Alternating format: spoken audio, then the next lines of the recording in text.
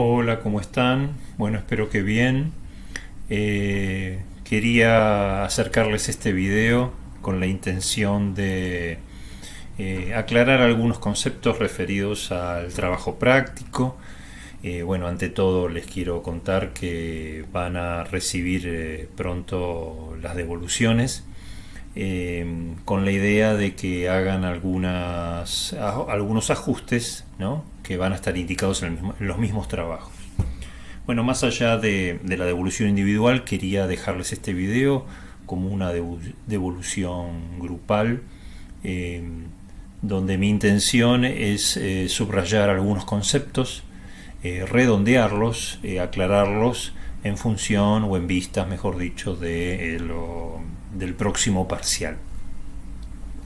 Bueno, les preparé una presentación donde vamos a ir viendo muy sintéticamente algunos de estos conceptos, para saldar algunas dudas, como dije antes.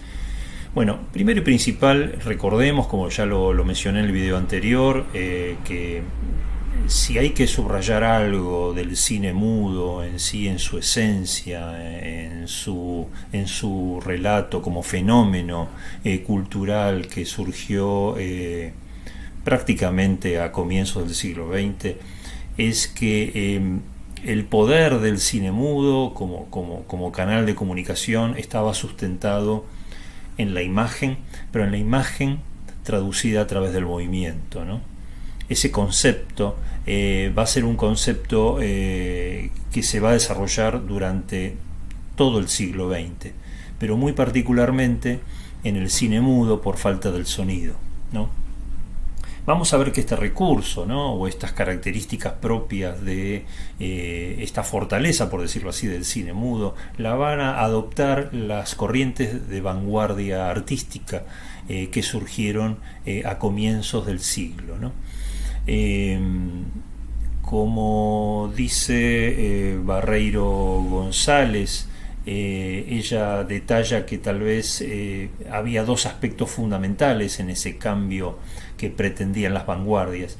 Era a través, por un lado, del plano estético, como dijimos antes, con la transformación o el uso de la imagen y ese movimiento, o jugar con ese movimiento, y por otro lado en lo conceptual, ¿no? Buscando realizar que el cine sea una experiencia de cambio tanto en la temporalidad como en la materialidad.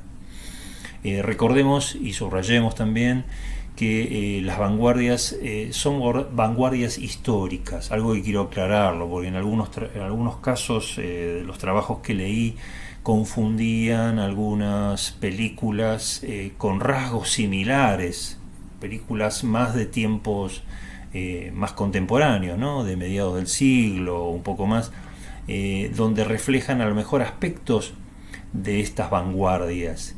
Pero cuando hablamos de referencias de los movimientos de vanguardia, nos referimos particularmente a las vanguardias históricas de comienzos del siglo XX, que se desarrolló entre el año 20 y el año 30 o un poco más,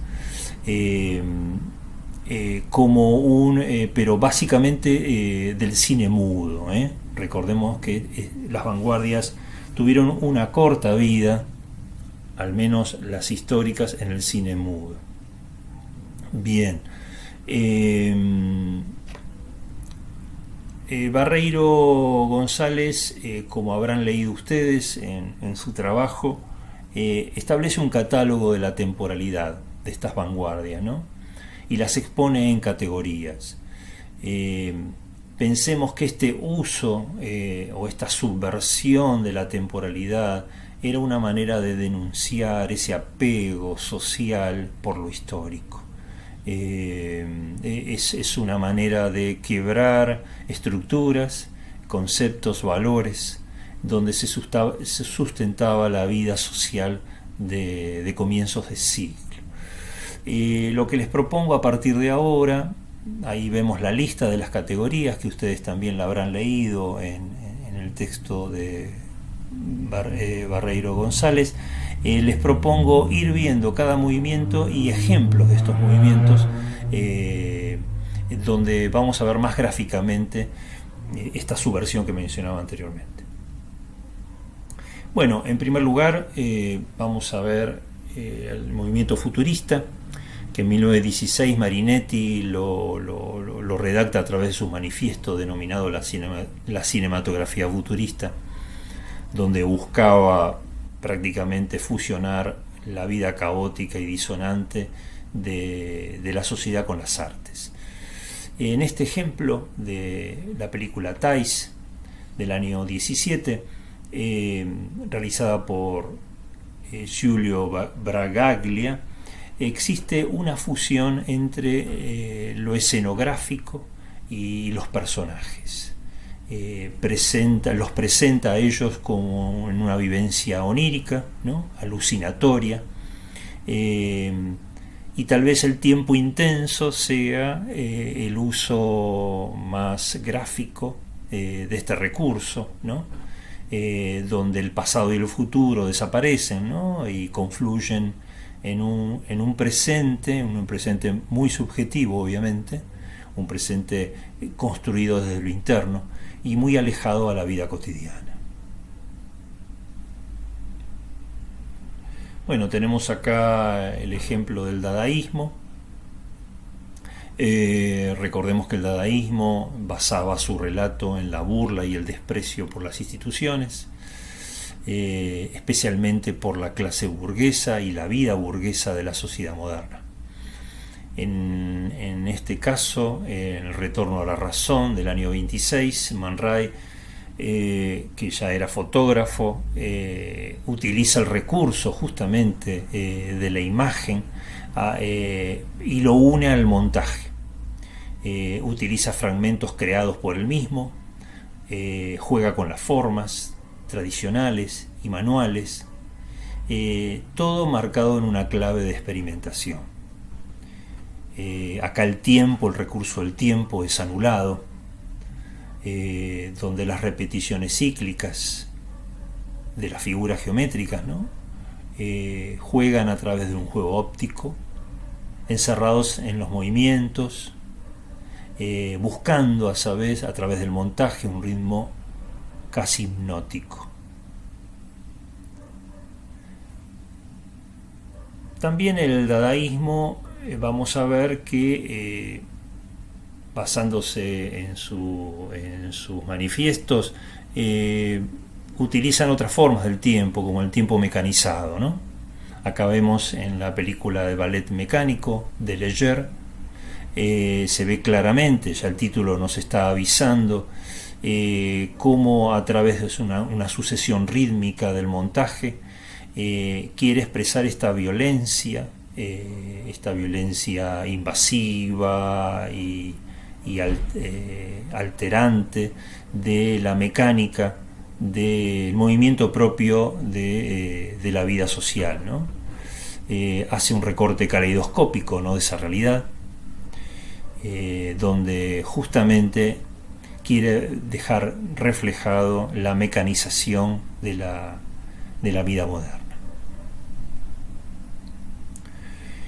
Bueno, ahora pasamos al surrealismo.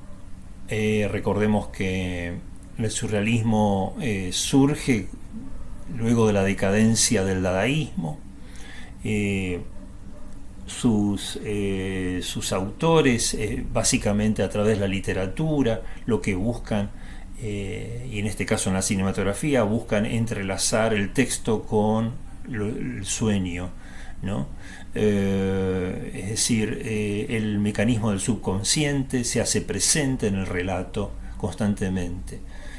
Acá vemos un ejemplo claro de El perro andaluz, una película de Buñuel, escrita en conjunto con Dalí, donde ellos utilizan un tiempo proyectado por la psiquis, proyectado por los sueños, proyectado por el subconsciente.